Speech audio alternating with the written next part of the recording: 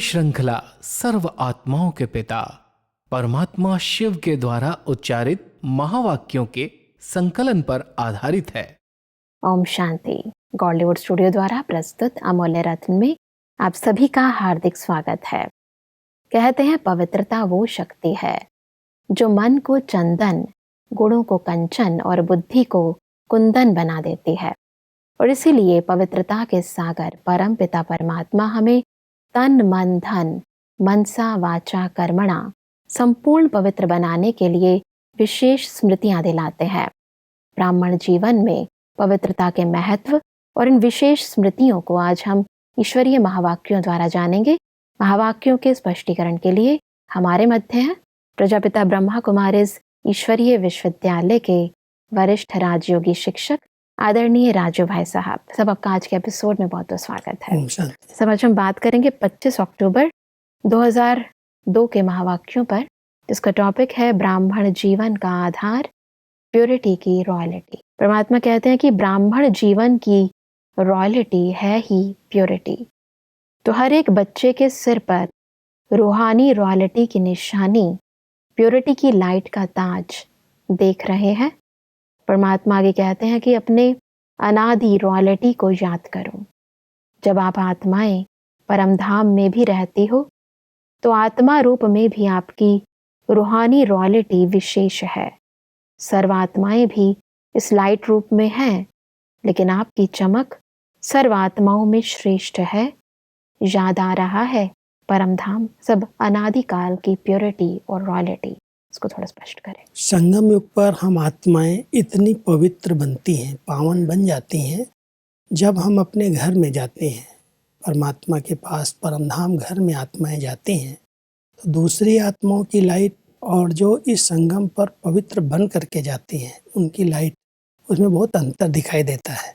तो परमात्मा कहते हैं वो रॉयल्टी, वो चमक जो है वो आप आत्माओं के समान कोई की और दूसरों की नहीं है, क्योंकि आप इस समय प्योरिटी की रॉयल्टी से संपन्न बन करके फिर अपने घर जाते हो। तो आप अनादि रूप में परमधाम घर में भी जो रूहानियत है, जो उसकी पवित्रता की चमक है, वो लाइट के रूप में वहाँ पर बहुत सुंदर दिखाई देती है। तो वो रॉयल्टी परमधाम घर में जो आत्मा की है, परमात्मा भी देखते हैं और कहते हैं आप बच्चे भी अनुभव करो कि संगम पर हम इतने पवित्र बने हैं। उस पवित्रता को धारण करके जो पवित्रता का क्राउन लिया, उसके आधार से जब हम अपने घर जाएंगे तो वहाँ पर कैसे बाबा के बिल्कुल समीप और चमकते हुए एक सितारे के रूप में वहाँ पर होंगे। वो रॉयल्टी वहाँ भी दिखाई देगी। बिल्कुल। परमात्मा के कहते हैं कि फिर आदिकाल में आओ, आदिकाल को याद करो। तो आदिकाल में भी देवता रूप में रूहानी रॉयल्टी की पर्सनैलिटी कितनी विशेष रही। सारे कल्प में देवताई स्वरूप की रॉयल्टी और किसी की रही है? रूहानी रॉयल्टी, प्योरिटी की पर्सनैलिटी याद है ना? आदिकाल की प्योरिटी। इसको थोड़ा स्पष्ट। संगम युग पर जब हम पुरुषार्थ करके घर गए और घर से जब इस सृष्टि पर पाठ बजाने आए, सतयुगी दुनिया के अंदर जब प्रकृति सतो प्रधान है, पांचों तत्व बिल्कुल पवित्र हैं, स्वच्छ हैं, ऐसे समय पर जो शरीर मिला उसकी जो रॉयल्टी है उसमें भी वो चमक है। आज तक भी देवी देवताओं के जो मंदिर बनाते हैं, उनके नयन, उनके नक्श, उनकी सारी शकल सूरत बहुत रॉयल दिखाते हैं। जरा भी कहीं कोई भी शरीर की बनावट में भी अंतर दिखाई नहीं देता है। वो रॉयल्टी प्योरिटी की है, शरीर की बनावट की नहीं है, लेकिन जितने उसके विचार शुद्ध हैं, पवित्र हैं, उसके आधार से वो रॉयल्टी उनके चेहरे पर भी, उनकी शकल सूरत पर भी दिखाई देती है। परमात्मा के कहते हैं फिर मध्य काल में आओ। तो मध्यकाल द्वापर से लेकर आपके जो पूज्य चित्र बनाते हैं, उन चित्रों की रॉयल्टी और पूजा की रॉयल्टी द्वापर से अभी तक किसी चित्र की है? चित्र तो बहुतों के हैं, लेकिन ऐसी विधि पूर्वक पूजा और किसी आत्माओं की है? चाहे धर्म पिताएं हैं, चाहे नेताएं हैं, चाहे अभिनेताएं हैं, चित्र तो सबके बनते, लेकिन चित्रों की रॉयल्टी और पूजा की रॉयल्टी किसी की देखी है? देवताई चित्रों की या उनकी मूर्तियों की जो पूजा होती है, उसकी मंदिर भी बहुत सुंदर, बहुत अच्छे अच्छे बनाते हैं जी। और साथ साथ उनकी नियम पूर्वक पूजा होती है। उनके खाने पीने, सोने, रहने जैसे साकार जीवन में कोई रहते हैं, ऐसे उनकी मूर्तियों को भी उसी तरह से सजाते हैं, नहलाते हैं, सुलाते हैं। तो हर कर्म की पूजा होती है, क्योंकि संगम युग पर इतनी पवित्र आत्माएं वो बन करके गई हैं। तो उस पवित्रता की रियलिटी के आधार से द्वापर युग से जब मंदिर बनते हैं तो परमात्मा कहता आप देवता है, पूज्य आत्माएं जो संगम युग पर इतनी पवित्रता को धारण करके गई हो, उनके समान कोई भी धर्म आत्मा, राजनेता हो, अभिनेता हो, धर्मपिता हो, कोई भी रियलिटी वो नहीं है। क्योंकि वो प्योरिटी जिसमें आत्मा और शरीर दोनों पवित्र हैं, सतो प्रधान है, वो आप बच्चों को ही प्राप्त होती है। इसलिए परमात्मा ने कहा कि ऐसे विधि पूर्वक पूजा और चित्रों की चमक, रूहानियत और किसकी भी नहीं हुई है, ना होगी। क्यों? प्योरिटी की रॉयल्टी है, प्योरिटी की पर्सनालिटी है। परमात्मा के कहते हैं कि अभी लास्ट में संगम युग पर आओ, तो संगम पर भी सारे विश्व के अंदर प्योरिटी की रॉयल्टी ब्राह्मण जीवन का आधार है। प्योरिटी नहीं तो प्रभु प्यार का अनुभव भी नहीं, सर्व परमात्म प्राप्तियों का अनुभव नहीं। ब्राह्मण जीवन की पर्सनैलिटी प्योरिटी है और प्योरिटी ही रूहानी रॉयल्टी है। तो आदि अनादि, आदि मध्य और अंत, सारे कल्प में यह रूहानी रॉयल्टी चलती रही है। अगर संगम युग पर कोई आत्मा परमात्मा प्यार का अनुभव नहीं करती, जी, अतीन्द्रिय सुख का अनुभव नहीं करती, कोई प्राप्तियों का अनुभव उसको नहीं हो रहा है, तो उसका मूल कारण है प्योरिटी की पर्सनैलिटी में कमी है। जी, कहीं न कहीं उसके विचारों में अशुद्धता है, दैहिक आकर्षण है। इसलिए परमात्मा हम सबको कह रहे हैं, ब्राह्मण जीवन का जो आधार है वो है पवित्रता। जितना जिस ब्राह्मण आत्मा ने दृढ़ता के साथ इस पवित्रता की पर्सनैलिटी को धारण किया है, वो इतनी रॉयल बन गई है जो उसको हर समय परमात्मा प्यार की अनुभूतियाँ होती ही रहती है। माना जब भी वो बाबा की याद में बैठेगा तो अनुभव करेगा जैसे प्यार के सागर की बरसात हो रही है, प्यार के सागर के अंदर हम बैठे हुए हैं। तो सब प्राप्तियों का आधार परमात्मा प्यार का आधार, योग का आधार, इस ब्राह्मण जीवन में उड़ती कला का आधार, उन्नति का आधार केवल पवित्रता की पर्सनैलिटी है। इसलिए जिस ब्राह्मण ने दृढ़ता के साथ इस व्रत को पालन किया है, वही परमात्मा प्यार के अधिकारी बने हैं। वो सहज योगी, स्वतः योगी अपने आप बन जाते हैं। जी, परमात्मा आगे कहते हैं कि अपने आप को देखो। दर्पण तो आप सबके पास है ना, दर्पण है, देख सकते हो तो देखो हमारे अंदर प्योरिटी की रॉयल्टी कितने % में है। हमारे चेहरे से प्योरिटी की झलक दिखाई देती है, चलन में प्योरिटी की फलक दिखाई देती है। फलक अर्थात नशा, चलन में वह फलक अर्थात रूहानी नशा दिखाई देता है। जो प्योर आत्माएं होती हैं वो कभी उलझी हुई नहीं दिखाई देती है, उनके चलन में भी रूहानियत की फलक होती है, नशा होता है, उमंग उत्साह होता है। तो परमात्मा कह रहे हैं आपका चेहरा, आपकी चलन, उन सब से पता चलता है कि कितना इस आत्मा ने पवित्रता को अपने जीवन में धारण किया है। जी, जो पवित्र आत्माएं हैं, जो पवित्रता को दृढ़ता से पालन कर रही हैं, वो कहीं पर भी किसी में भी आकर्षित नहीं होती, किसी के नाम रूप की तरफ भी झुकाव लगाव नहीं होता, कोई वस्तु की तरफ भी उनका आकर्षण नहीं होता। वो सबके बीच में रहते हुए भी बहुत न्यारी प्यारी निर्लिप्त अवस्था में रहती हैं। इसलिए पवित्रता की एक धारणा जो है, मेन धारणा, मुख्य धारणा, इस ईश्वरीय विश्वविद्यालय का जो मूल फाउंडेशन है, जिसने इस विधि को अपनाया है, यथार्थ रीति से पवित्रता को समझा है और अपने जीवन में उतारा है, उसके चलन चेहरे से वो पर्सनैलिटी अपने आप झलकती है, लोगों को उसका ही प्रभाव पड़ता है। जी, परमात्मा के कहते हैं कि एक व्रता का अर्थ ही है प्योरिटी की रॉयल्टी। तो एक व्रता का पाठ पक्का कर लिया है, तब एक व्रता और प्योरिटी की रॉयल्टी, इन दोनों के कनेक्शन को स्पष्ट करें।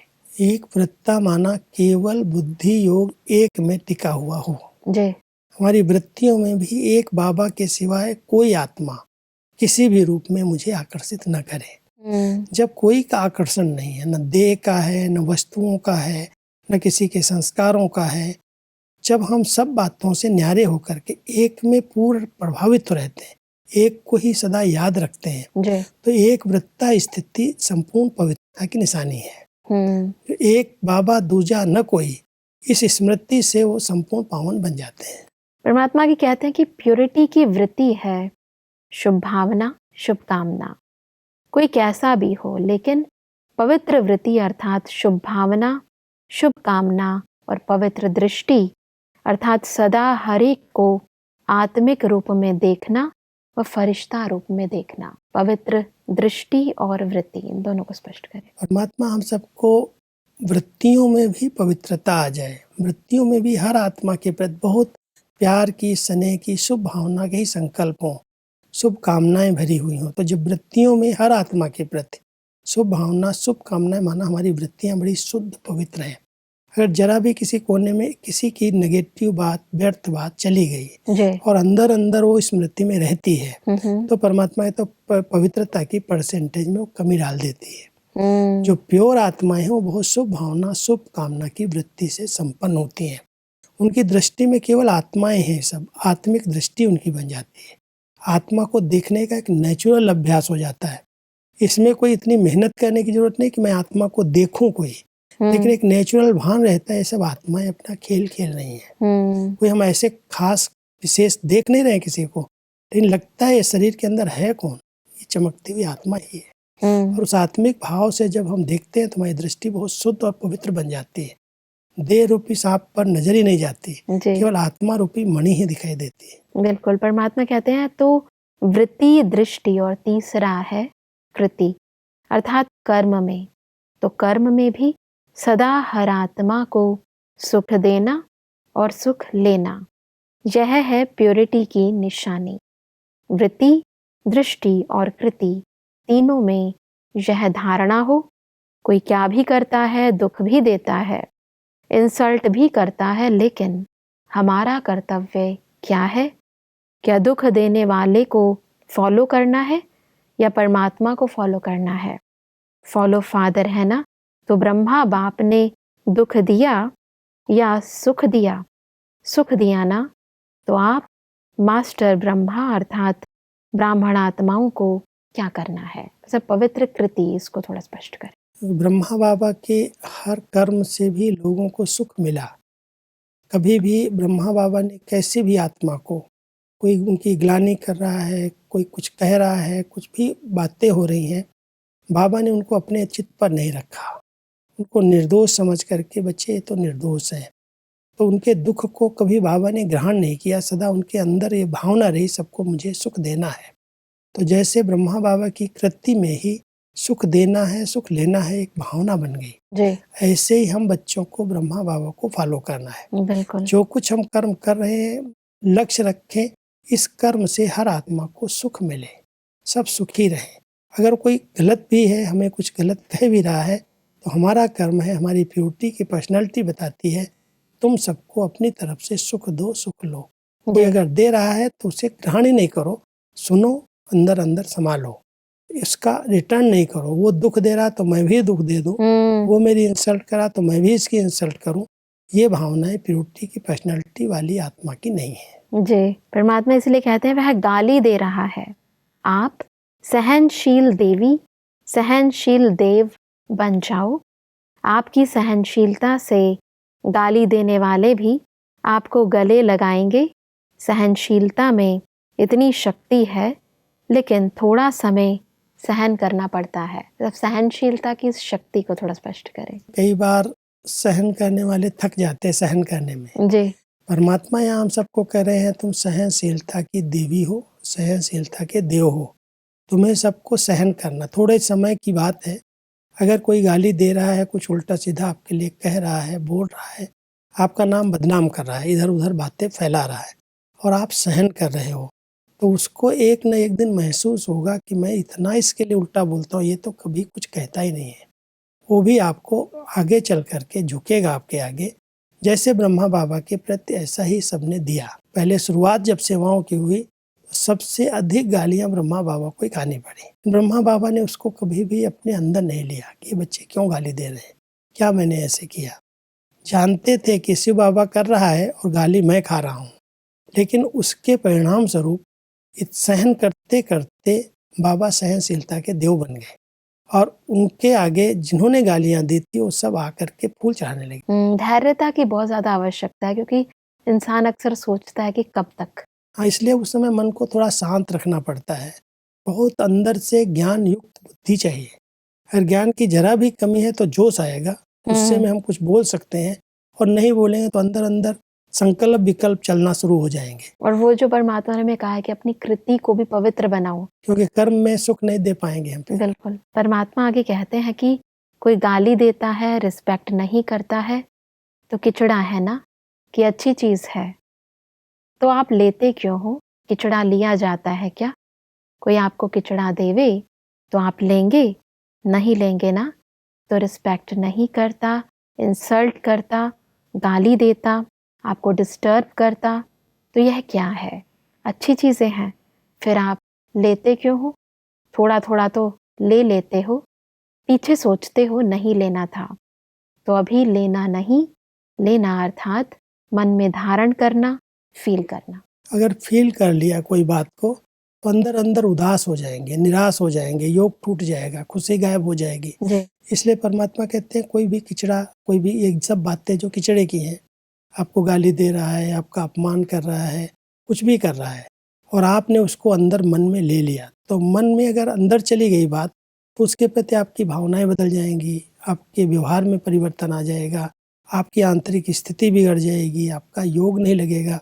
इसलिए परमात्मा कहता है कोई दे रहा है, उस किचड़े को किचड़ा समझ करके नहीं लेना है। बाबा जो मुझे इतना दे रहा है, इतना मान सम्मान, इतना ऊंचे ऊंचे सम्मान, टाइटल्स, उसकी स्मृति में अगर हम रहते हैं, उस नशे में रहते हैं, तो छोटी मोटी बातें सुनते हैं और भूल जाते हैं। परमात्मा आगे कहते हैं कि अपने अनादिकाल, आदिकाल, मध्यकाल, संगम काल, सारे कल्प के प्योरिटी की रॉयल्टी, पर्सनालिटी याद करो। कोई क्या भी करे, आपकी पर्सनालिटी को कोई छीन नहीं सकता। जो अंदर से दृढ़ है तो प्योरिटी की पर्सनैलिटी उनकी खत्म नहीं होती। जी। कुछ भी कोई करे, कैसी भी बातें आए मेरे सामने, लेकिन मुझे अपनी उस पर्सनैलिटी को डेवलप करना है, बढ़ाना है। जो आज है वो कल ना हो, और आगे से आगे हम उन्नति करते जाएं। हमारे पवित्र विचारों से हमारा पवित्र ओरा बने, पवित्र आभा मंडल बने, जिससे लोगों की हम सेवा कर सकें। जी। प्रकृति परिवर्तन, विश्व परिवर्तन के लिए हमारी मनसा की पवित्रता बहुत बड़ी सेवा का साधन बनेगी। इसलिए इसके लिए हम अटेंशन रखें कि इन बातों की परवाह न करें। इतना बड़ा कार्य है विश्व परिवर्तन का, प्रकृति परिवर्तन का, उसमें मुझे लगना है। ये बातें आएंगी, खत्म हो जाएंगी। जी। परमात्मा आगे प्रवृत्ति वाले युगलों से बात करते हुए कहते हैं कि चैलेंज करो विश्व को, क्योंकि नई बात यही है कि साथ रहते भी स्वप्न मात्र भी अपवित्रता का संकल्प नहीं आए। यही संगम युग के ब्राह्मण जीवन की विशेषता है।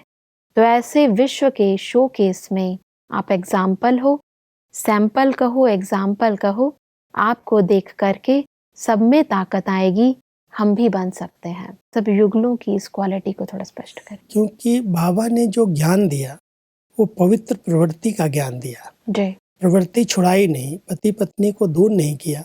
आप साथ रहो, लेकिन संकल्प मात्र भी अपवित्रता के विचार ना आए। इसके लिए बहुत ज्ञान युक्त बुद्धि चाहिए, क्योंकि पहली जीवन जो थी वो विकारी जीवन थी, पतित जीवन थी। बाबा ने हमें द्विज जन्म दिया, मर्जीवा बनाया, और इस मर्जीवा जीवन के अंदर हम साथ रहें, प्रवृत्ति के अंदर रहें, और एक बहुत दृढ़ता का संकल्प करें कि हम संकल्प मात्र भी अनटच रहेंगे। कोई भी प्रकार का विकार संकल्प में भी उत्पन्न नहीं होगा। उसके लिए बहुत अटेंशन देना पड़ेगा। जी। और जितना इस पर ध्यान देंगे उतना लोगों को एक चैलेंज है कि ये प्रवृत्ति में रहते हैं। लोग तो कहते थे आग और कपूस एक साथ रह ही नहीं सकते, वो तो आग लग जाएगी, लेकिन कहीं भी कोई भी प्रकार का विकार भी संकल्प में भी उत्पन्न नहीं होता।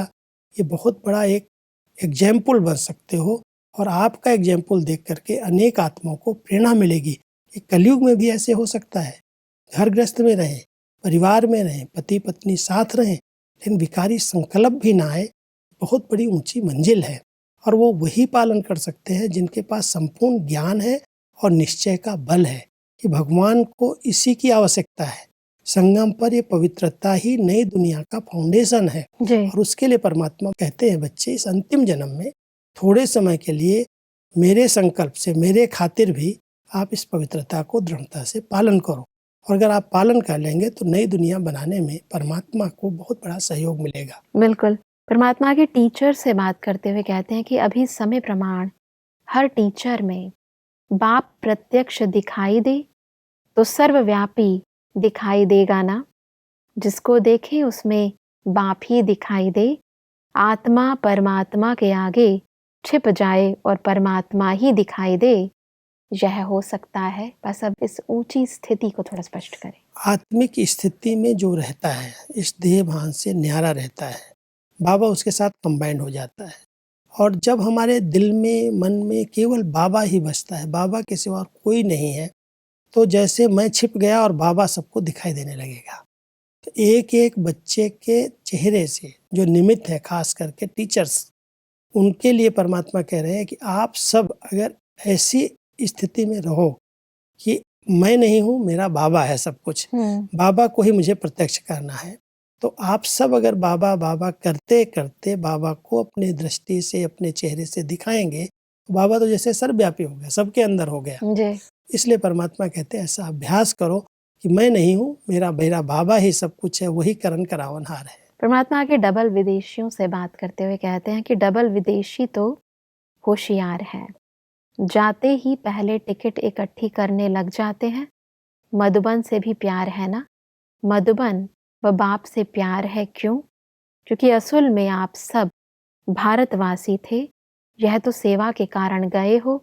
अगर भारतवासी नहीं होते तो भारत की फिलॉसफी से भी प्यार नहीं होता, भारत की कल्चर से भी प्यार नहीं होता।